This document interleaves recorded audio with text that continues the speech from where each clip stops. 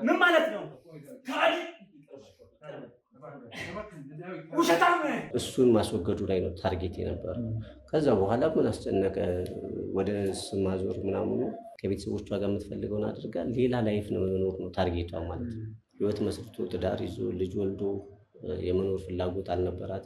ምን አይነት ሰው ነኝ እላለሁ። ቤት ውስጥ ዕቃ ምናምን ሰብራለሁ፣ በቃ ግድግዳ እመታለሁ። በቃ በጣም ውስጤ እረፍት የለውም፣ ይረብሻል። ከዛ በኋላ እየኖርን ወንድሜ ጸባይ እየተቀየረብኝ መጣ። በጣም እንደ በፊቱ አልነበረም። እኔ ልክ እንደበደልኩት ስለሚያወራቸው አትንገሩት ነው የሚለው። ቢያንስ በቀን ልክ ለማጠፋው ምገሉ አይነት ከዚህ በላይም ሌላ ጫና አድራሻውን እንዳይነግሩ አጠቃላይ ሁሉም ነገር ወደ ራሷ መሰብሰብ አይነት ታርጌት ነበራት። እሱም እንዲቀርብ አትፈልግም። አንተ እምቢ ስትለው ነው ከሳለው ያለው። ከዛ ለመክሰስም ሙከራ አድርጎ ነበር። ያው ገንዘብም አቅምም ስላልነበረው መጥቶ ወይ ይቅርታ ስጠይቀው ከዛ ልቀበል ሲለኝ ወይ ደግሞ ለማስረዳት ስሞክር አንተ አልፎ ተርፈ በሴት እኔን ቀይረኸኝ መብቴን ላስከብር አይነት ብሎ ጥያቄዎችን መጠየቅ ጀመረ፣ ማኩረፍ ጀመረ።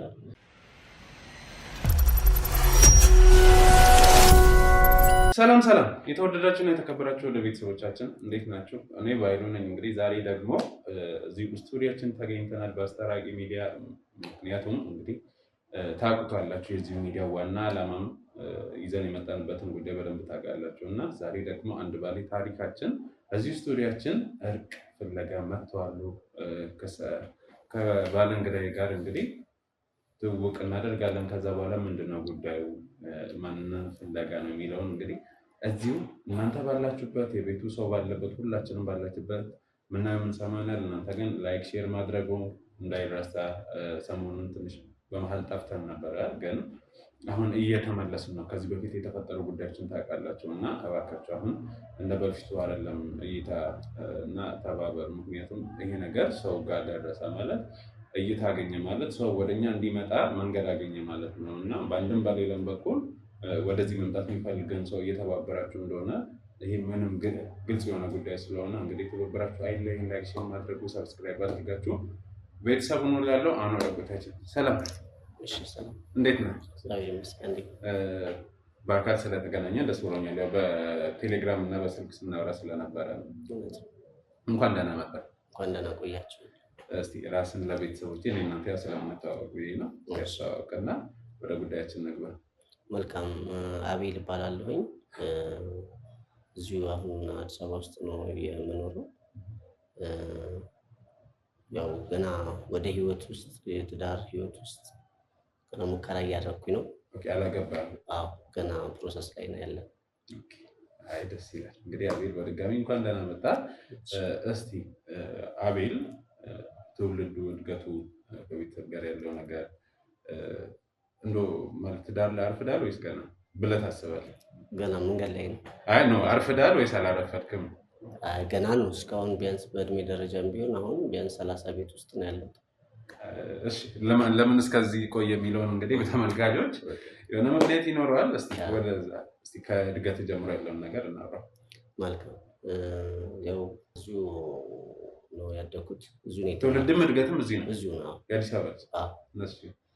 እና ያው ትምህርት ከጨረስኩ በኋላ ወደ ዩኒቨርሲቲ ሄጃለሁ።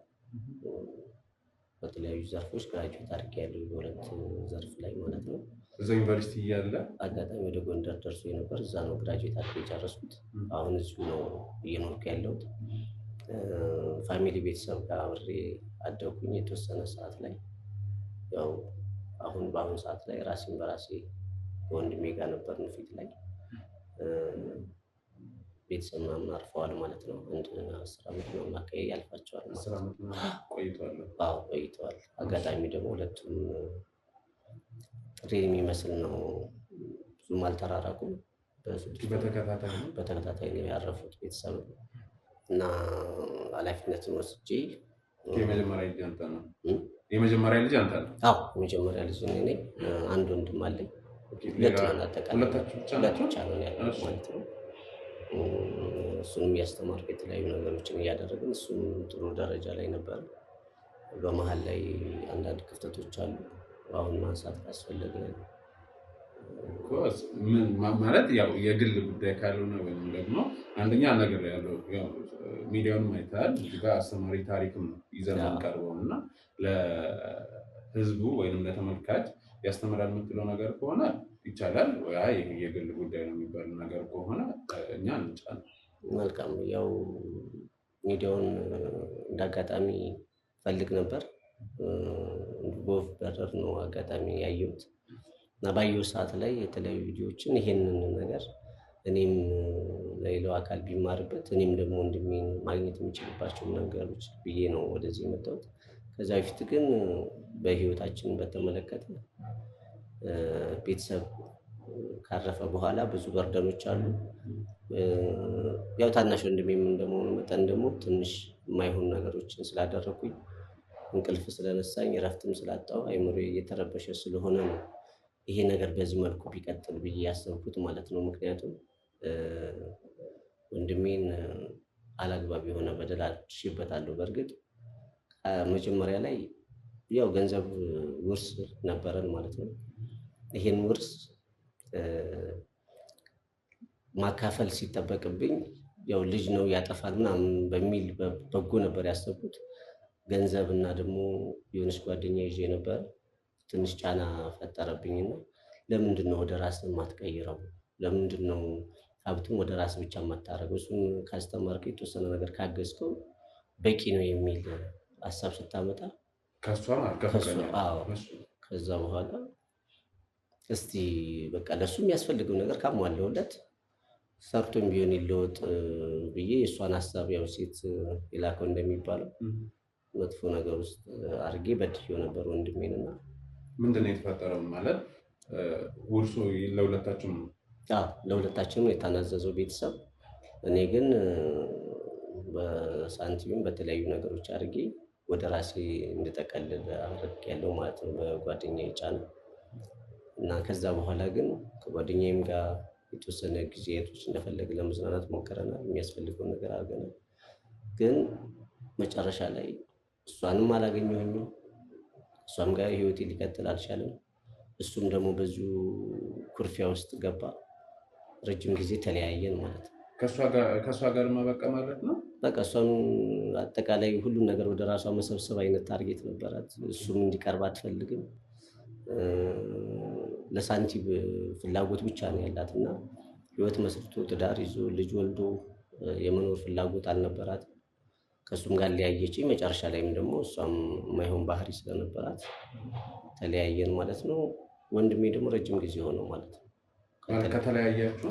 በቃ ለምንድን ነው ቢያንስ ትንሽ ነበር በወቅቱ 18 እና ከዛ በላይ እድሜው እየጨመረ ሲመጣ ከጓደኞችም የተለያዩ ሰዎች አንዳንድ ነገር ሲያወሩት ማለት ነው ይህን እድል ነው የከለከለኝ በደለኝ ወንድሜ አይነት ውስጥ ገባና አኮረፈ ማለት ነው። ስልክም አያነሳም፣ አንገናኝም። ስልክም ደውላ ምንድን ነው ትክክለኛ ምክንያቱ? ማለት የማኩረፉ መጠየቅ መብቱ ነው በመጀመሪያ ደረጃ። ስለ እንዲቀየር የሚያደርገው ወይ አንተ ምላሽ ነው ወይ እየተካሄደ ያለ ነገር ስላለ ነው። እንግዲህ ቅድምም በደግ ያለው ብለኛል እና ምን አይቶ ነው ወይስ ያንተ ምላሽ ምን ነበረ? እሱ በሚያነሳው ጥያቄ ያው የሆነ ወጣት በነበረበት ሰዓት ላይ ገንዘቦችን ሸጡ፣ መኪና፣ የተለያዩ ነገሮችን ማሟላት ይፈልጋል። እኔ ደግሞ ትምህርትን አርፈህ ተማር በሚል ከባለቤት ጋር አንዳንድ ነገሮች በነበረ ሰዓት ላይ ጫና ፈጠርንበት ማለት ነው። እሷ እያለች ነበረ ይህ ጥያቄ ሲነሳ የነበረው? አብራችሁ እያላችሁ? እሷ ራሱ መጀመሪያ ላይ ከመነሻው ወደዚህ ኤክስቼንጅ እንዳደርግ ግፊት አደረገችብኝ። ከዛ በኋላ ደግሞ እሱን ኖርማል በቃ ካስተማርከው ሰርቶ ይለወጥ አይነት ቢሰጠውም ያውድመዋል ወይ ሌላ ነገር ነው ሊያደርገው የሚችለው። ገና ወጣት ስለሆነ በዚህ ሰዓት ገንዘብ ምን ያደርግለታል ስትል እኔም በወቅቱ ሌላ የማማክረውም ኮሚኒኬት የማደርገውም ስላልነበረ ያው ገንዘብ ደግሞ ያሳስታል። በቃ ከፋው እሱ። እኔም የተወሰነ ትሪት ለማድረግ ሞከርኩኝ። በቃ እናት ቤተሰብ እንደዛ ተናዞ ሁሉ ነገር አድርጎ እረፍት ነሳኝ፣ እንቅልፍ ነሳኝ። ኑዛዜው ለሁለታችንም ነበር። ግን አንተ የፍቅረኛ ጫና አለ። ከዛ በኋላ ደግሞ የእሷ የመጣችበት መንገድ አንደኛ አሳቢ በሚል መልኩ ነው። በዛ የተነሳ እኛ እናስተምረዋለን የሚያስፈልግነት ከተሟላ ነገ ሰርቶ እሱ መለወጥ ይችላል። ምንድን ነው የሚያሳስበው ነገር ነው? ለምንድን ነው መኪናስ የሚገዛው? ለምንድን ነው የሚያስፈልገው ነገር የሚሟላለት እንትን የሚደረግ ኤክስትራ ነገር? ትምህርቱን ብቻ ይማር አይነት ፊሊንግ ውስጥ ገባች። ከዛ በኋላ ያንን ደግሞ እኔም በወቅቱ አዲስ ፍቅርም ስለነበረ አድርግ የምትለው ነገር ነበር ማድረግ። ወጣትነቱም ስንት ዓመት ሆነው ታሪክ? 10 ዓመት 10 ዓመት በጣም ረጅም ጊዜ ነው። ረጅም ጊዜ ነው። ሀያዎቹ መጀመሪያ አካባቢ አሁን እንደነገርከኝ 30ዎቹ ቤት ነው። እውነት ነው። ስለዚህ በጣም ረጅም ዓመት ነው እና ያኔ ብዙ ነገር ያው በሞቀታ የምናደርግበት ወቅት ነው። እኔም ፋየር ኤጅ ላይ ነበርኩኝ፣ ያው 20 ቤት ውስጥ ነበርኩ። እሱም ደግሞ ከኔ ትንሽ ስለነበረ። ስንት ዓመት ነው ልዩነታቸው? የ4 ዓመት ልዩነት አለ። 4 ዓመት እና በዛ ጋፕ ውስጥ እሱ ትንሽ ወደ 18 19 አካባቢ ላይ ሲሆን መብቴን ላስከብር አይነት ብሎ ጥያቄዎችን መጠየቅ ጀመረ፣ ማኩረፍ ጀመረ። ቤት ውስጥም ደግሞ እሷም እኔ በምኖርበት ሰዓት ላይ ነበር የምትኖሩት በፍቅረኛ ቤቱ ሰፊ ስለነበረ እሱም አንድ ክፍል እዛው ግቢ ውስጥ ነበር የሚለው የሚያስፈልገው እናንተ ቤት መጣ ማለት ነው። ከዛ በኋላ የሆነ በደለችኝ አይነት ወይ ደግሞ የምፈልገውን ነገር እየሰጠችኝ አይደለም፣ ፊት ትነሳኛለች አይነት ሲያመጣ ከችግር የለም ተከራይተም ሌላም ቦታ ላይ ኑሮን የኪራይ ምናምን ነገር አግዛለሁ፣ የሚያሳስብ ነገር የለም ስለው ከማይሆኑ ጓደኞች ጋር ሲገጥም በእርግጥ መብቱ ነው መብቴን አይነት ጥያቄ እና እንደፈለኩ ልዝናና የተለያዩ ቦታዎች ላይ እንደፈለኩ ልሆን አይነት ፊሊንግ ውስጥ ገባ። ከዛ እንደማይሆን እና ሁሉ ነገር በስሜ ስላስቀየርኩት ምንም ልታረጋችልም ልክሰስ ሞላል መብት ነው ማድረግ የምችለውን ማድረግ ትችላለህ የሚል አንተ እምቢ ስትለው ነው እከሳለሁ ያለው። ከዛ ለመክሰስም ሙከራ አድርጎ ነበር። ያው ገንዘብም አቅምም ስላልነበረው በኋላ ላይ ወደ ኩርፊያ ገባ። በቃ ያለበትም አይታወቅም። ይህ ደግሞ ድንገት ሱስ ውስጥ ሌላ ነገር ውስጥ ገብቶ ህይወቱን እንዳያጠፋ መልሼ ደግሞ መጸጸት ጀመርኩ ማለት ነው። በመሀል እሱንም የእሷም ጫና ነበረ። መሀል ላይ ደግሞ እሷም የተወሰነች የምትፈልጋትን ነገር ካሟላች በኋላ ባህሪዋ ተቀየረ ማለት ነው። መሀል ላይ ነው የቀረው ማለት ነው። እሱንም ማግኘት አልቻልኩኝም። ረጅም ጊዜ የሆነ ስልኩም አይሰራ። የተለያዩ የሚሰራባቸው ቦታዎች ላይም ለመሄድ ሙከራ አድርጌ ነበር። አሁን እዚህ ይሰራ ነበር፣ መልሶ ደግሞ የለም። አንዳንዱ ጥሩ ነገር ይነግርሃል ስለሱ፣ አንዳንዱ ደግሞ ሱስ ውስጥ የተለያዩ ነገሮች ገባ ይለሃል። ግን ትክክለኛ መረጃ ማግኘት አልቻልኩም። ስራ ቦታ ያሉትን ሰዎች ስጠይቅ ነው መልስ የሚሰራ። አሁን እዚህ ነበር 3 ወር 2 ወር የሆነች ቦታ ይሰራል፣ ከዛ ደግሞ የለም። እና በጣም የቤተሰብ ማደራ መብላት የለብኝም እና የተለያዩ መረጃዎችን ደግሞ ከእናንተ ጋር ሳይ ይሄ በዚህ አማራጭ እንደው ማግኘት ቢቻል ብዬ ነው ወደ እናንተ ያልኩት። አሁን ከምትለኝ ነገር አንጻር እንግዲህ ኑዛዜ የቤተሰብ ነው ተብሏል። አንተ እንግዲህ የፍቅረኛ ጫና ወደዚህ ነገር ውስጥ እንድትገባ ያደረገው። እስቲ አሁን እሷም የለችም ወንድምም የለም ብቻህን ነው ወይንም ደግሞ የምሰራው ስራ ወይ በስራ ዙሪያ ያሉ ሰዎች ናቸው እና እንዴት ነው የኔ በምትላቸው ሰዎች አለመኖር ውስጥ ያለ ህይወት፣ የብቸኝነት ህይወት ምን ይመስላል? በጣም ከባድ ነው። መጀመሪያ ላይ ደስተኛ ነበር የምመስለው፣ እሷም አጠገቤ ስለነበረች። እሱ ከወጣ በኋላ እሷ ነበረች? እሱ ከወጣ በኋላም ነበረች ቆይታለች? እሱ እንዲወጣ ራሱ ከፍተኛ ጫናና ገብቶኛል። ግን ከወጣ በኋላ የተወሰነ ጊዜ ነበረች። በጣም ረጅም ጊዜ አይባልም፣ የተወሰነ ወራቶች ነበረች እና በጣም ከባድ ፓርት የነበረው ምንድነው እሱንም እሷንም እኔ ሳጣ የማይሆን ኬዝ ውስጥ ገባ። ለምሳሌ እንደ ወትሮ ቤቴ ብዬ የምገባበት ሰዓት የለም። አምሽቼ ነው የምገባው። ከጓደኞች ጋር የተለያዩ መጠጦችን እንጠጣለን። አልፎ ተርፎ ደግሞ አደራው ከባድ ስለነበረ እኔ ባለችው አማራጭ ያንን ነገር በመጠቀም በቂ እንቅልፍ እንኳን መተኛት አልችልም። ቤተሰብ ደግሞ ታላቅ እንደመሆኔ መጠን ትልቅ ኃላፊነት ሰጥቶብኝ እኔ ግን ያን ኃላፊነት ባለመወጣቴ ማለት ነው አሁን እኔ በሱ ቦታ ላይ ብሆን ብዬ አሰብኩኝ። አሁን እሱ ታላቅ ሆኖ እኔ ታናሽ ብሆን ምንድነው ላደርግ ብዬ ያደረግኩት ብዬ ወይ ደግሞ እኔ ብሆን እሱ ምንድነው ላደርግ የምችለው ብዬ ሳስብ ማለት ነው ሁሌ ህሊናዬን እወቅሳለሁ ማለት ነው። እና በጣም በከፍተኛ ደረጃ እንደጀመርኩት ይሆናል እንዳልኩት አልጋ ባልጋ በቃ ሁሉ ነገር ተስተካከለ። የራሴን ህይወት ልጆች ምናምን አፍርተ የምትኖረው ህይወት ነው የጠበቁት። አሁን ተቃራኒ አንድ ሰፊ ቤት ውስጥ ብቻ ማደር ብቻ መቆየት ከባድ ነው እና ቤተሰብም ደግሞ ያለኝን አደራ ባለመውጣቴ ምን ይሉኛል ነገ እኮ እኔም ሟች ነኝ የሚል ጸጸት ውስጥ ነው ያለሁት። አልፎ ተርፎ ደግሞ በተለይ ማዘር ትልቅ ኃላፊነት ሰጣኝ።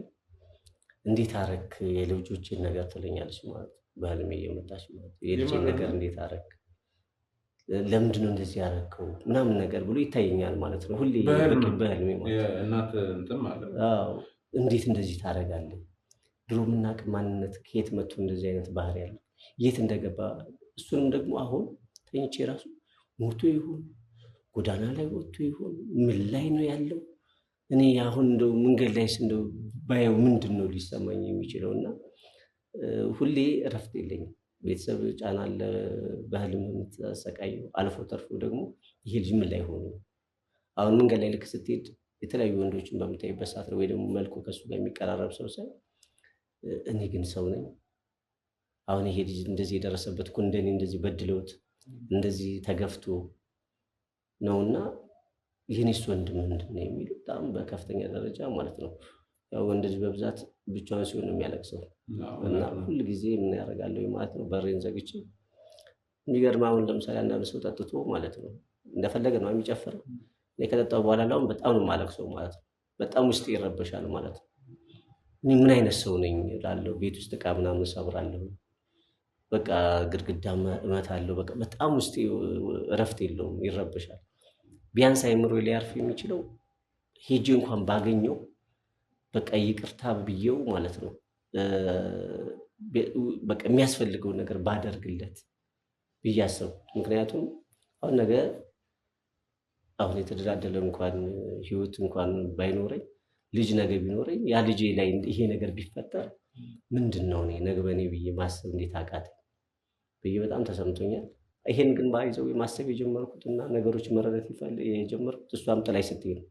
መጀመሪያ ላይ የደስታ ዓለም ውስጥ ነበርኩኝ ማለት ነው። እሷ ስላለች በቃ ምንም አይመስልም። ፍቅርም አለ። በቃ እሷ ብቻ ደስተኛ እንድትሆን የእሷ ቤተሰብ ደስተኛ እንዲሆን ነበር። በቃ ብዙ ጊዜ ለእሷ ቤተሰቦችም ታደርጋለህ? አዎ ይመጣሉ። የሚያስፈልገውን ነገር የተለያዩ ኢቨንቶችን እናዘጋጃለን ምናምን። ደስታ የለህም ግን ደስተኛ ለመሆን ታደርጋለህ ማለት ነው። ምክንያቱም ከተለየኝ ረጅም ጊዜ ስለሆነ እሱም እዛው መሀል ላይ ቢኖር ሌላ ቤተሰብ የለም። አንድ እሱና እሱ ብቻ ነው። እናት የለም። ሁለታችሁ ብቻ ነው። ሁለታችን ብቻ ነው። እና እኔ ምንድን ነኝ ምን አይነት ሰው ነኝ ብዬ ሁሌ ራሴን እወቅሳለሁ። እና አንዳንዴ ደግሞ የተለያዩ ቦታዎች ላይ ሚዲያዎቹ ምናምን በማይበት ሰዓት ላይ የሆነ ይቅር ተባብለው አብረው ደግሞ መኖር ሲጀምሩ ያንን ሳይ ቀጥታ ነው ማለት ሰው ማለት ነው።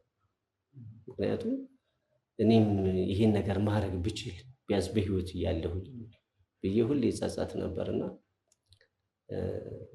አሁን ላይ በጣም በከፍተኛ ደረጃ በጣም ሀሳብ ውስጥ ነው ያለሁት። ነው ማግኘት የምችልበት የምክሰው ነገር ቢኖር ቢያንስ የእሱን ደስታ ጨልሜበታለሁ እና አሁን ቢያንስ ደስተኛ እንዲሆን ማድረግ ብችል ብዬ ሁሌ ያስባለሁ። እዞራለሁ ባይዘው ለማየት ለመፈለግ በሚችለው ነገር አደርጋለሁ። ግን በምንም አጋጣሚ ትክክለኛ እንኳን መረጃ እና እዚህ ቦታ ነው የሚለኝ አካል አላገኘሁም። እነዛ ሰዎች ማለት የሄደበትን ቦታ አይነግሩህም ወይ መልሶ እንደሚያገኙት ምናምን? ቅርብ ጓደኛ የምትለውን ሰው አላገኘም? የእሱ ያው ያወራል፣ መረጃ ይነግሩታል። ምን ይላል ሲነግሩኝ እኔ ልክ እንደበደልኩት ስለሚያወራቸው አትንገሩት ነው የሚለው። ቢያንስ በቀን ልክ ለማጠፋው ምገለው አይነት ከዚህ በላይም ሌላ ጫና አድራሻውን እንዳይነግሩ ማለት ነው።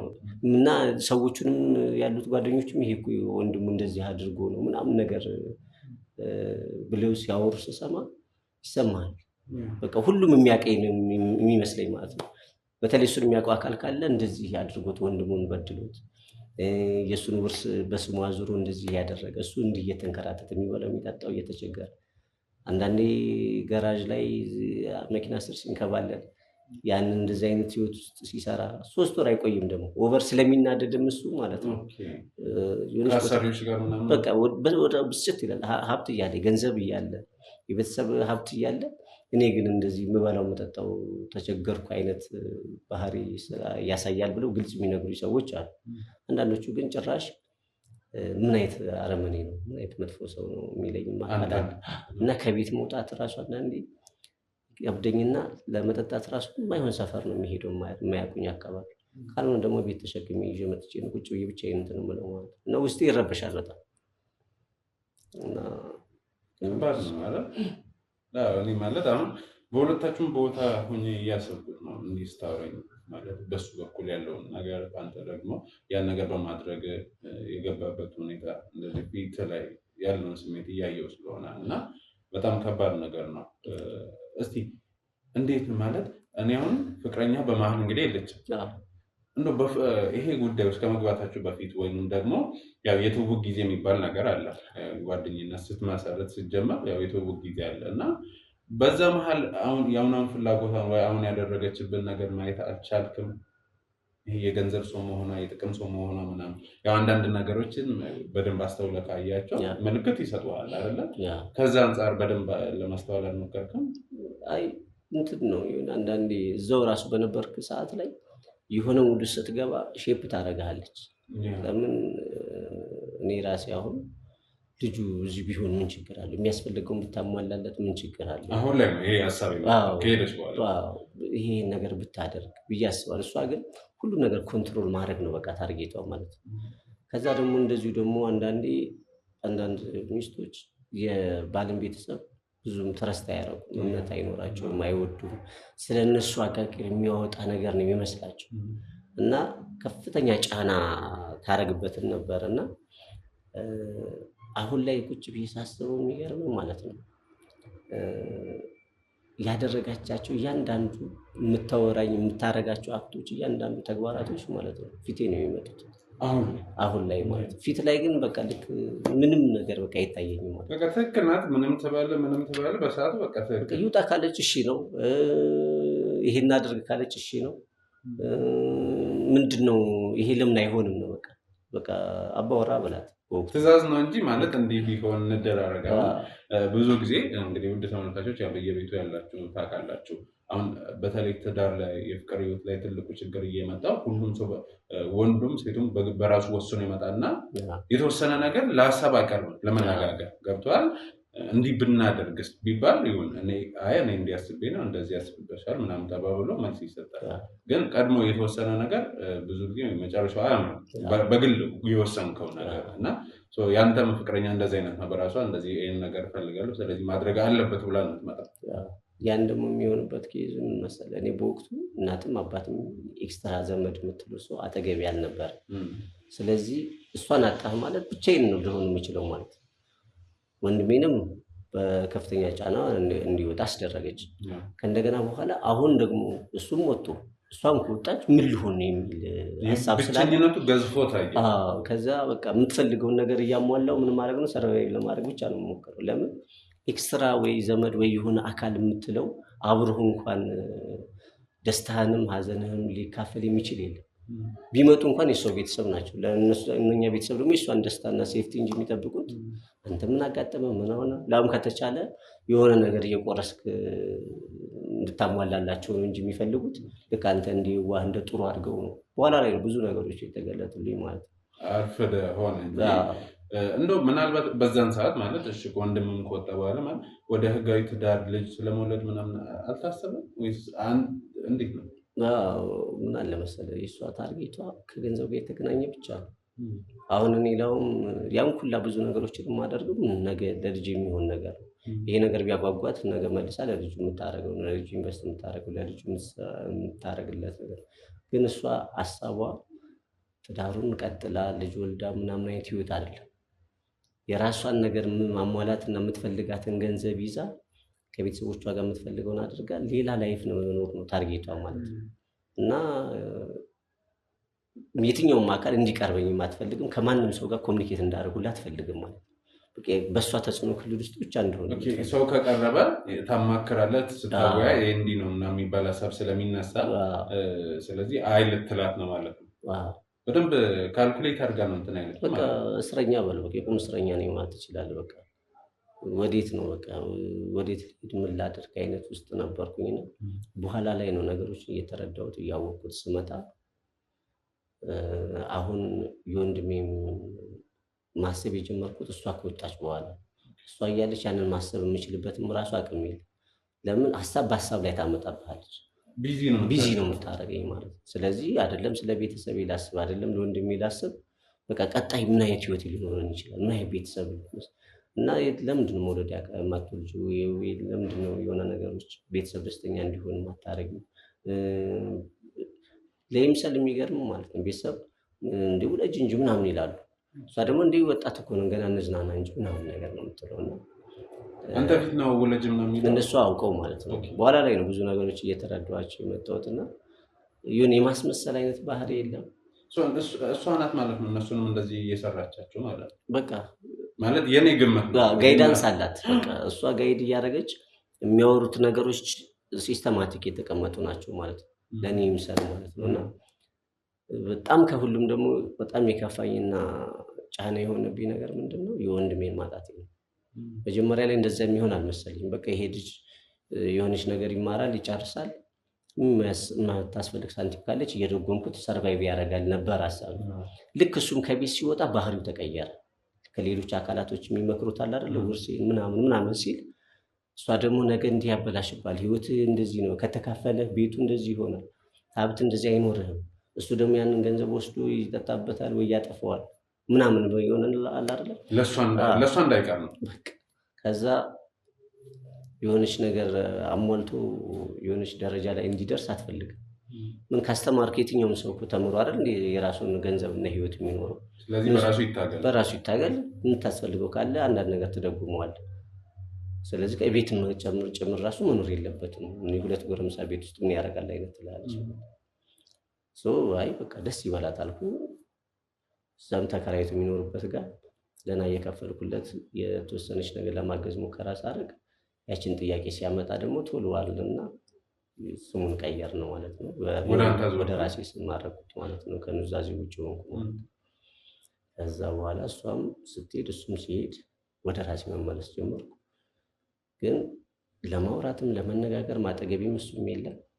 ቢያንስ በድያለሁ አሁን እንኳን ልካስ እንኳን እንዳልለው ቋሚ አድራሻ እንኳን ማግኘት አልቻልኩም ማለት ነው። እና ማህበረሰቡን ደግሞ ትንሽ መረጃ ታውቀዋለህ እረፍት ነሳኝ። አሁን እዚህ የራሱ መኖሪያ ላይ መኖር ከበደኝ ማለት ነው። መረጃ የተለያየ ሰው ይላል የወንድሙ እንደዚህ አድርጎ እሱ እንዲህ እየተንከራተተ ስሙን አዙሮ ገና ለገና ሳንቲም እጄ ላይ ያለ ብሎ አልፎ ተርፎ ገና ትንሽ ነው ብሎ ምናምን ነገር ይለዋል። ምን በውርስ ገንዘብ ሰርቶ አይመስልም አሁን እንደዚህ ሲሆን ምናምን ሲል እሱ ነገር ደግሞ የባሰ ጫና እየፈጠረ ደመጣ አይምሮ በጣም ነው የሚጎዳው። እንደዚህ አይነት ቢያንስ አሁን ልጅ አጠገቢ ቢሆንና የሚያስፈልገውን እያሟላሁት አብሬ ቢያውን ማለት ነው ተታረቁ እንኳን ተብሎ አይምሮ የሚካሳልና ልጁም ደግሞ የሆነ የሚያስፈልገው ነገር እንዲሟላልሽ ይጠቅመዋል ብዬ ነበረ። ማግኘት ምንም አልቻልኩም። ብዙ ሙከራዎችን አድርጌያለሁ። አደራዬን የበላው ሰው ስለሆንኩኝ ማለት ነው ምን ማድረግ እንዳለብኝ አማራጭ ሳጣን ወደኛ የመጣ እንግዲህ ያው ስራችንን አይተን ወደዚህ የመጣው አምናን ስለመጣ በጣም እናመሰግናለን። እንግዲህ አስታራቂ ሚዲያ ለስንትም ዓመት ይሁን የቀሩም ያሩቅም ይሁን መታረቅ የሚፈልጉ ሰዎችን ማስታረቅ ነው ዓላማችን እና አሁንም ቢሆን እንግዲህ ወንድምን እንደበደልከው ገብቶ ተጸጸተ ነው ወንድምን ፍለጋ ነው የመጣው። ወንድምን ከዚህ በፊት የሚሰራባቸውን አድራሻዎች ተሰጠንና በዛ መልኩ አግኝተን ከፈጣሪ ጋር በቤተሰቦቼም ጸሎት በእኛም ትብብር እንግዲህ ይሳካል ብለን ተስፋ እናደርጋለን። ምክንያቱም ከዚህ በፊት የመጡ ሰዎች ደግሞ ያልተሳካ የለም እንደዚህ አግኝተን አስታርቀን ሰላም ፈጥረን ምናምን ያለ ነው እና ከዛ አንፃር እኛ መተባበር ያለብንን ማድረግ ያለብንን ሁሉ እንደምናደርግ በእኔም በቤተሰቦቼም ፊት ቃል እገባላለሁ። እሱ አንድ ጥያቄ ወደኋላ መለስ ብዬ ልጠይቅህና እንግዲህ ወንድም ጥያቄውን ሲያነሳ ነው ስም ወደ ማዛወር የመጣው ወደ አንተ ነው አይደለ? በእኔ አድርግ የሚል ነገር አላነሳችም። ከነገርከኝ ሁኔታ አንፃር ነው። እሷ መጀመሪያ ላይ ባይዘው ስሙ በእኔ ይሁን እንጂ እኮ ፈላጅ ቆራጭ እሷ ነው። እሷ የምትቆጣጠረው ከዛም ወደዛ ስም ፈርታ ነው ባይዘው ሲጀመር እኔ ያን አይነት ሰብና መጀመሪያ ባይዘው ያልነበረኝ የሷን ጫናና ነገሮች እንዳይበላሹ የሚያስፈልገው ነገር ለማሟላት ካልሆነ በስተቀር ስራም አለኝ፣ የተለያዩ ስራዎችን እንሰራለሁ። የገንዘብ ቢያንስ ማንኛውም መካከለኛ ነዋሪ እንደሚኖረው እኖራለሁ። ብቻ ለኑሮ ለሰርቫይቭ ለማድረግ በቂ ገቢ አለ። ግን ምንድነው ወደ እሷ ከመጠየቋ በፊት መጀመሪያ እሱን ማስወገዱ ላይ ነው ታርጌት የነበረ። ከዛ በኋላ ምን አስጨነቀ ወደ ስም ማዞር ምናምኑ ወደ እሷ ባይሆንም የምትፈልገውን ነገር እሷ ነች የምታዘው። አሁን ወንድም ከሌለ አንተን ማኔጅ ለማድረግ ለመቆጣጠሩ አይከብደኝም። የእሷ እንትን ይነበራል። የሚገርምህ ራሱ ማለት ነው የምትፈልገውን ነገር እያደረገች እንጂ አሁን የጋብቻ ምናምን እኮ የለም። ኖርማሊ ምንድነው እንደ ጓደኛ ሆነህ ነው አብረህ እየኖርክ ያለው። ለምን ይሄ ጋብቻውን ልጅ መውለዱ ላይ አይደለም እሷ ታርጌቷ ምንድነው ገንዘብና ገንዘብ ብቻ። የአስተሳሰብማ ዘርፋሚ የሚሄድ ሀሳብ ስላላት እንጂ ማለት ነው ትዳር ሽማግሌ ላክ እንደዚህ ይደረግ ብላ ጫና መፍታት ትችል ነበር። ሴት ልጅ ደግሞ በእንዲህ አይነት ጉዳይ ላይ በደንብ እንትን ትላለች። ለምሳሌ እንዲጠቀሙ ብቻ የሆነ ቤተሰብ ብቻ አክስት ምናምን የምትላቸው አካላቶች ታመጣለች። የሚያስፈልጋቸውን አንዳንድ ነገር ታግዛቸዋለች። ሳንቲምም ካስፈለገ አንስታ እንደፈለገች ታደርጋለች እንጂ ማለት ነው። ያ ደግሞ በአንተ በኩል የሚደረግ። ስለዚህ የጎደለባት የለም።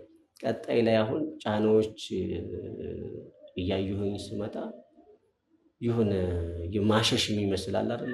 በቃ ያን ታርጌት ሳይ እንደዛም ሆኜ እኔ ያልገፋዋት በራሷ ሰዓት ላይ አንዳንድ ነገሮች ሲፈጠሩ ቶሎ ብላ ሶሪ ትላለች በቀላሉ ማለት ነው። እኔ ለውም ያን ያህል በቃ ፈልጋው ደስተኛ ቢያረጋት ነው ምናምን ነገር ብዬ ነው ምቱ። እሷ ግን ቶሎ ብላ ሶሪ ምናምን ነገር ትልና ወደ ጉዳዩ ነው በቃ አሁንም ጫና እያደረገች የራሷን ማግኘት ያለባትን መሰብሰብ ያለባትን ነገሮች እየሰበሰበች በቁም ቤቱ ይኖር እንጂ ብዙ ንብረቶችን ወደ ራሷ አሸሻለች። ግን ዳይሬክት የሚታይ የሚዳሰስ ሳይሆን በብረት ደረጃ ስለሆነ ይሄን ንብረት የኔ ነው ማለት አልችልም። በዛ ላይ ደግሞ ፈልገህም ፈቅደህ የሰጠው ስለሆነ ምንም እንትን ማለት አይቻልም። ሁለተኛ ደረጃ ደግሞ እኔ አብራ የተቀጠለ ጥሩ ህይወት ይኖረናል ብዬ ነው ወንድሜንም ሳይቀር ጭምር ያሸሸሁትና መጨረሻ ላይ ግን ሁሉንም አጣው። ለውም አንዳንዴ ቤት ራሱ ማደር እየከበደኝ ሌላ አካባቢ ላይ እያድራለሁ ማለት ስትመጣም ሰው የሚያነሳብህ ሀሳብ ቤት ደግሞ ስትመጣ ታስታውሳለህ። እያንዳንዱ ብዙ ነገር ያሳለፍክበት ቦታ ስለሆነ የሆነ ቦታ እንኳን ከጎን ድምፅ ምናምን ስትሰማ አንተ ጋር ሰው የመጣ ይመስላል፣ ግን ምንም የመጣ ሰው የለም። ካሁን እንደው ድንገት እስቲ ለመጨረሻ ጊዜ እንኳን ላናገረው ብሎ ይመጣልን ብዬ ተስፋ አደርጋለሁ። ተኝቼ ራሱ በቃ መጥቶ ወይ ይቅርታ ስጠይቀው ከዛ ልቀበል ሲለኝ ወይ ደግሞ ለማስረዳት ስሞክር አንተ አልፎ ተርፈ በሴትን እንቀይርኸኝ ምናምን ነገር በቃ በህልሜ ራሱ ለመጠየቅ መጥቶ ያናገረኛል ብለህ በቃ በአካል ሞክሬ ያልሳካ ሲል ያለ አማራጭ አይምሮህ እንዲያርፍ ስተኛ ደግሞ ቢሆንልኝ የምትለው ነገር ታልሜ እና እንደዛ ብዙ ጊዜ አሳልፍ ያለሁኝ። እሷ ኦልሬዲ አንድ ከሄደች ጠራርጋ ሄደች። ከዛ በኋላ ስልኳን ምኗን ቀያየረች። ምንም አይነት ኮሚኒኬሽን። ምንድነው የመጨረሻ ምክንያታችሁ መለያየታችሁ? ቢያንስ ለምንድነው ህይወታችን በልጅ አይባረክም? ለምንድነው ልጅ ሊኖር የማይገባው? ምናምን ስላት ፍላጎቷ እሷ ትዳርና ልጅ ወልዶ ከኔ ጋር መኖር ሳይሆን የምትፈልጋትን ነገሮች አሟልታ መሄድ። ስለዚህ ያችን ያደርገቻትን ነገር ተሳካች፣ የምትፈልጋትን ነገር አሟላች፣ የሆነች መግዛት የምትፈልጋቸውን ገንዘቡን ወሰደች። ምን ላይ እንደምታውለው ራሱ አትነግረን። ለምን ነገ ድንገት ይጠይቀኛል የሚል ነገር ስለሚመጣ ማለት ነው። ከዛ እሷም ስትሄድ እሱም ሲሄድ መጨረሻ ላይ የብቸኝነት ህይወትን ይኸው ብዙ 3-4 ዓመት በላይ ሆነ እንግዲህ ሁሉንም አጥቼ ማለት ነው። ሁሉንም በጣም ከባድ ቀላል አይደለም እና ያ ብዙ ዋጋ የከፈልክበት ህይወት ሲሆን ደግሞ የጉዳት መጠን በጣም ነው እንትን የሚለው እና እንደው ምናልባት ወንድም እንግዲህ እንፈልገዋለን ብለናል። እንደው ምናልባት እንግዲህ እሱ ልናገኝበት የምንችልበት ምክንያት አንድ ፎቶ ይኖራል። አለ ፎቶ እሱን ትሰጠናለህ። በፊት ይሰራበታል የተባለውን ቦታዎች ትነግረኛለህ። ቀያይሮ ይሰራል ገራጅ ምናምን ብለኛል። እነሱን ቦታዎች ትነግረኝና በዛ እንግዲህ ምክንያት ፈጥሬ ላገኘው የምችለው እንደው ምናልባት ቢደርሰው እኔ እሱ ጋር ሳላገኘው ወይ ሳልደርስ የቪዲዮ ቢደርሰው ለወንድም መልዕክት አስተላልፍልህ። በጣም ደስ ይለኛል። ከየት እንደምጀምር አላውቅም። ብቻ ከፍተኛ ጫና አድርጌበታለሁ። በጣም በድዬዋለሁ። አሁን ላይ ለሱ ያለኝ አመለካከት ከምንም በላይ ነው። እኔም እረፍት አጥቻለሁ። አይምሮዬም እረፍት የለውም። አሁን ደግሞ ብቻዬን ነኝ። በዚህ ሰዓት ላይ አጠገቤ ሊሆን ይገባል። የሚያስፈልገውን ነገር ከሀሳብ የሚሆን ይቅርታ ልጠይቀው እፈልጋለሁ። እንደው ይሄ ድምፅ እንደው ከደረሰውና ከሰማ እንኳን ማለት ነው በፈለገ ሰዓት በማንኛውም ሰዓት ቤቱን ያውቀዋል። እንደው ሌላም የሰማም የሚያውቅም ደግሞ ስለኛ አሁን የተለያዩ ነገሮች ሲናገሩ የነበሩ ሰዎችም ካሉ እነኛ ሰዎች ያሉት ማለት ነው እንደው ካዩት እንዲመጣ እኔ የሚያስፈልገውን ነገር ይቅርታም ጠይቄ እግሩ ላይ ወድቄም ቢሆን ማለት ነው መካስ እፈልጋለሁ። ይሄ ማለት ነው የቤተሰብ አደራ እንቅልፍ እያጣሁኝ በጣም እየተረበሽኩ እየተጨነቅኩ ነው ያለሁት ማለት ነው። በአሁኑ ሰዓት ላይ ደግሞ ከሱ ውጪ አጠገቤ ሊሆን የሚችል ማንም ዘመድም ወገንም የለኝም ማለት ነው። እሱ ብቻ ነው አጠገቤ እንዲሆን የምፈልገው። የሚያስፈልገውን ነገር አድርጌለት ቢያንስ እዚህ በቀሪ ህይወታችን ውስጥ ደስተኛ ሆኜ መኖር የምችለው እሱን ካገኘው ብቻ ነው። እንደው በህይወት እንኳን ባይኖር እኔ አይምሮዬ ጤናማ አይሆንም። ምክንያቱም ደስተኛ አልሆንም ማለት ነው። ያደረኩት ነገር ሁሌ ጸጸት ስለሚሆን የሰማም ራሱም ከሰማም ሌላም ሰውም ይሄን መልእክቴን ተንተርሶ ከነገረልኝ አቅሜ በሚችለው ራሱ ወረታ ለመክፈል እሞክራለሁ ይላል። ስለዚህ ይቅርታ ለመጠየቅ ዝግጁ ነኝ፣ ለመካስም ዝግጁ ነኝ። በጣም እንግዲህ ፈጣሪ የፈቀደ ነው የሚሆነው። እንደዚህ ነገሮችን ደግሞ ፈጣሪ ይፈቅዳል ብለን እናምናለን እና ይሳካል ብለን ተስፋ እናደርጋለን። ስሙን አልነገርከኝም? ዳዊት። እሺ እንግዲህ ዳዊት ወንድም አቤል የሰራውን ነገር ብዙ ነገሮችን አልፎ ብዙ ህይወቶችን ብዙ ጉዳቶችን አስተናግዶ ዛሬም አንተን ፍለጋ መጥቷል እና ይሄ ቪዲዮ ቀድሞ ከደረሰ ይቅርታን ይፈልጋል ካለበት ቦታ እኔም ለማግኘት ስለምመጣ እንግዲህ ፈጣሪ ይዳለው ሁሉም ነገር። እሺ እንግዲህ ውድ ተመልካቾቻችን ከወንድሜ አቤል ጋር የነበረን ቆይታ የኔ ይመስል ነበረ። እንግዲህ አሁን ወንድሙን ፍለጋ እንወጣለን። እንግዲህ ማድረግ የቻልነውን ሁሉ እንደ ፈጣሪ ፍቃድ እንደናንተ እገዛ እንደናንተ ጸሎት አድርገን እናገኘዋለን። እዚህ ቤት ውስጥ እንግዲህ ለእርቅ የተዘጋጀ ቤት ነው። በእርግጠኝነት ከፈጣሪ ጋር አመጣዋለሁ። ከዛ በኋላ እርቅ ይፈጸማል ብለን ተስፋ እናደርጋለን። እናንተም ጊዜያችሁን መስዋዕት አድርጋችሁ ከኛ ጋር ስለነበራችሁ እጅግ በጣም እናመሰግናለን። መልካም ጊዜ።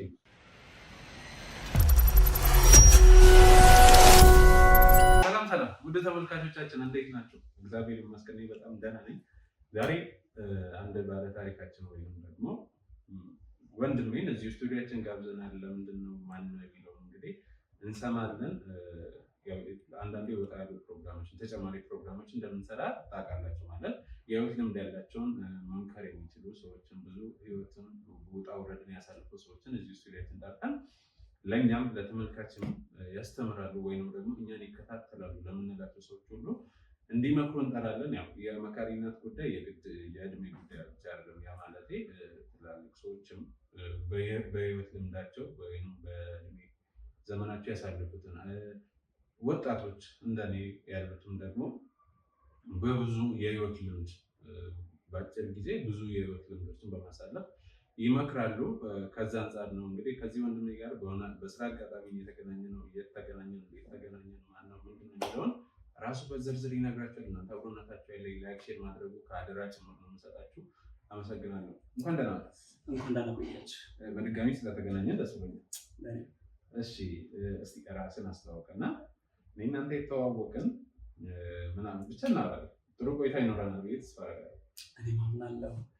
በመጀመሪያ እንበት ስላደረገኝ እጅግ አድርጌ አመሰግናለሁ። እኛም ተቀበለናል። በጣም ደስ ብሎኛል። ስሜ ዳዊት ይባላል። ተወልጄ ያደግኩት አዲስ አበባ ውስጥ ነው። ብቻ አሁን የጠየቃቸው የላይፌን ፓርት እንዲያደርግልህ ያው ጥያቄ ጠየቀኝና እስኪ ብዙ ነገር አይችበታለሁ። እንግዲህ ብዙ አይነት ላይፍ እሱን ሼር አደርግላለሁ ማለት ነው። እንደው ከጅምሩ ብነሳ ከ10 ዓመት በፊት ወላጆች ነበሩ፣ አባቴም እናቴም ነበሩ ያንና ከዛ በኋላ ያለውን እንደው በደንብ እንትን ብለህ ደስ ይለኛል እና ደስ ይለኛል ማለት ሳይ ጥሩ የተገናኘ ነው። በነገራችን ላይ ገራጅ ውስጥ ነው፣ አሪፍ መካኒክ ነው። እንግዲህ መኪና ለማሰራት ነው እዛ የተገናኘ ነው እና ጥሩ ልምድ እንደሚኖር ተስፋ አደርጋለሁ። የ10 ዓመቱን ቀርቶ የ20 ዓመቱን ብታነሳልኝ ቁጭ ብዬ መስማት ፍላጎት አለኝ። እሺ እንደዛ ከሆነ በፊት በቃ አባቴን በጣም ይወደኝ ነበር እና ወላጆቼ በጣም ነው የሚወዱኝ እና በጣም ነው ተስፋ የሚያደርጉብኝ በእኔ ማለት ትልቅ ደረጃ እንደምደርስ ያወራሉ። እንደው ብዙ ጊዜ ለትውልድ አባት እንደሚሆን ለጀኔሬሽን አባት ትሆናለህ አንተ ይለኝ ነበር ፋዘሬ። ያኔ ነው የተጀመረው ማለት ነው ያንተ ነገር። ያ እና በቃ ብዙ አይነት አሪፍ ጊዜ ነበር። በጣም ይወደኛል በቃ በጣም ነው እንደው ከሚል በላይ እና በተከታታይ አረፉ ማለት ነው። አንድ ወንድም ብቻ ነበረኝ ለእኔ እና እሱም የ4 ዓመት ታላቅ ነበር። ብቻ ማለት እናትና አባት በምን ያህል ጊዜ ነው እንትን ያለው? ጀስት በወራት ልዩነት ነበር። እንደዛ ነበር። ከዛ በኋላ ከወንድሜ ጋር መኖር ጀመርን እና አሪፍ ነበር የመጀመሪያ ታይም እና ደግሞ እነሱ ካረፉ በኋላ ያለው ጸባዩ በጣም እየተቀየረብኝ መጣና አንድ ላይ ነበር ስንኖር የነበረው። ከዛ በኋላ ህይወት አንዳንድ ቻሌንጆች እንትን ማለት ሲጀምሩ ያለ እናት ያለ አባት ደግሞ አዲስ ህይወት ነው ነበር፣ አዲስ ቻፕተር ሆነብኝ እና በጣም የሚከብዱ ኬዞች እያጋጠሙ ምናምን ነገር በፊት የነበረውን ፍቅር እንደገና ማግኘት አልቻልኩም ነበር እና አንዴ አለፈ ማለት ነው እና ከዛ በኋላ እየኖርን ወንድሜ ጸባዩ እየተቀየረብኝ መጣ። በጣም እንደ በፊቱ አልነበረም እና ከተወሰነ ጊዜያት በኋላ ደግሞ ሪሌሽንሺፕ ውስጥ ገብቶ ቆይቶ ነበር። ላይክ ከሷም ጋር አብሮ ይመጣል፣ ከኛ ጋር መኖር ጀመረች። ቦታ እሱ ወደ ፍቅር ህይወት ገብቶ እሷ ወደ እናንተ ቤት መጣች፣ ወደኛ ቤት መጣች። ከሪሌሽንሺፕ በኋላ ነው የምልህ። ከዛ በኋላ በቃ ጸባዩ ፎከሱን በሷ ላይ ያደረገና በቃ እኔ ተቀየረብኝ።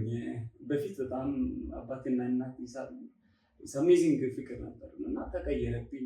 እንዲወጣ ይፈልጋል በቃ አለ አይደለ እንደ ወንድም አያየኝም፣ ትሪት አያደርገኝም። በቃ በጣም ነው እንትን የሚያደርገኝ እና እንደው ከጊዜያት በኋላ ይሄንንም ከሚያይ ብዬ የራሴን ህይወት ልሞክር በሚል ሀሳብ ቅድም ብለኛል። ብዙ ቦታ ከትንሽ ቦታ ጀምሬ መካኒክ ሰራ ነበር። በተለይ በዛ ሙያ ላይ ፓርቲሲፔት አደረኩ ምናምን ስኪሎችንም ለማግኘት ጥረት እያደረኩት ቻሌንጅ ነበር በጣም እንደው አይተህ እንደሆነ የመጀመሪያ አዲስ ስራ ስለሆነ አዲስ ሙያዎች ውስጥ ስትገባ ብዙ እንትኖች አሉ ይከብዳል እና ሰራተኛ በቃ ማለት ያን አሰሪ ራሱ በጣም ነው እንትን ያለብኝ እና ቢካዝ በአባቴና በእናቴ እንትን ላይ በጣም ኮምፎርት ዞን ውስጥ ነበርኩኝ በፊት እና ከዛ ቻሌንጅ ያደረገብኝ እና ለቅሶ ነበር ነው የምልህ በቃ እና የጀመርኩት በተለይ መካኒኩን ለመጀመር ሀሳቡ ሲመጣ ሲያማክራቸው እናውጣ ምናምን አይነት ነገር መጀመሪያ እንትኑ በትምህርት የተደገፈ እንትኑ አልነበረም። ማለት ስራውን እሞክረዋለሁ እለምዳለሁ ብዬ ሲጀመርና ራዕይ ሌላ ነገር ነው። ላይክ ዶክተር ሆኜ በጣም ስፔሻላይዝ አድርጌ በጣም ማደግ ነው። አባቴም እኔም በእኔ ውስጥ የነበረው ፓሽን ማለት ነው። ኢኮኖሚካሊም ቃል አይደለ ወንድሜም ፊቱን አዙረብኝ፣ በጣም ከበደኝ። ያንን ለመፍጨራጨር በጣም ትግል ነበር። ውጣ ይለኛል ያኔ ማለት ነው ሲጀምር አትሊስት 5 ወራት አካባቢ በጣም ቻሌንጅ ነበር። ሪሌሽን ውስጥ ገብቶ በቃ እና አልቻልኩም አለ በቃ ለ7 ወራታት ያክል አይ ቲንክ አስታውሳለሁ እንደዛ ነው። በጣም ቻሌንጅ ነበር ከነሱ ጋር ለመሆኑ እና ከዚህ ኑሮ እንትን ልበል ብዬ በቃ ወጣሁ።